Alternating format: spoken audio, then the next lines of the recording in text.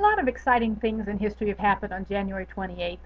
In 1547, Henry VIII died and Edward VI ascended the throne of England. And in 1986, we all remember the Challenger explosion. But since it's so close to the Super Bowl and it's football season, let's have a football story. On January 28, 1959, the Green Bay Packers signed a 5-year contract with a little-known assistant coach by the name of Vince Lombardi. The Packers' record the year before had been 1 win and 10 losses. The first year with Mr. Lombardi as their coach, their record went to 7 wins and 5 losses, and they reached 3rd place in the Western Conference. His second year, they made it to the 1960 championship, losing to the Philadelphia Eagles.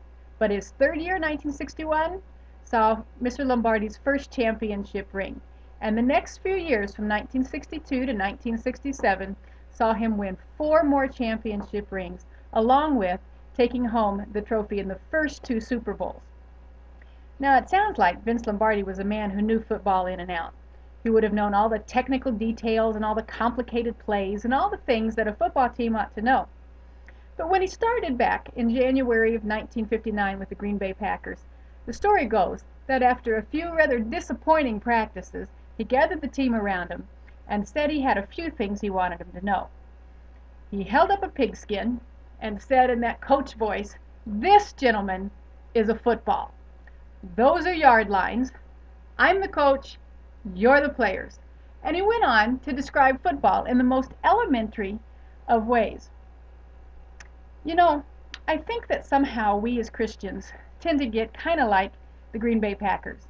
We get running around worrying about all of these technical terms and all of these intricate details, and we forget some of the basic things. Paul told the Corinthian believers in 2 Corinthians 11:3 not to let their minds be led away from the simplicity and pure devotion of Christ. You know, the most important things are usually the simplest things, the basic questions of life. Who am I? Why am I here? Where am I going? What is really true?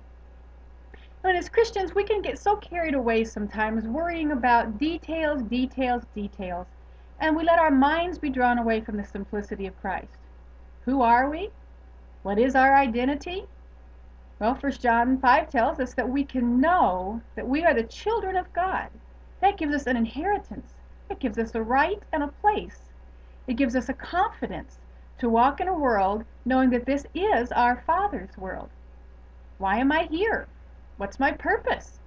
In Romans 8, Paul tells us that God has purposed us to be conformed to the image of His Son, to be like Jesus.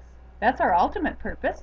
And if we mess a few things up along the way, we still have the opportunity to achieve purpose, to be conformed to the image of His Son. Where am I going? What's my destiny? In John 14, Jesus told us that He was going to prepare a place for us. Why? For the simple reason that He wanted us to be with Him. That's what He said. I'm preparing a place so that you can be with me. What is true? What are the basic principles that we can live by, and how do we know them? Well, in John 8, Jesus said, "If you continue in my word, you will know the truth, and the truth will set you free." So if you're looking for what is truth and you're getting all kinds of mixed messages, according to Jesus, you need to spend time in His Word, and then you'll know the truth, and the truth will set you free. So today on January 28th, put aside some of the intricate details and complicated thinking, and focus on some of the simplicity of who Christ is, who He's made us to be, and how we can live that out. Have a great day and a simple one.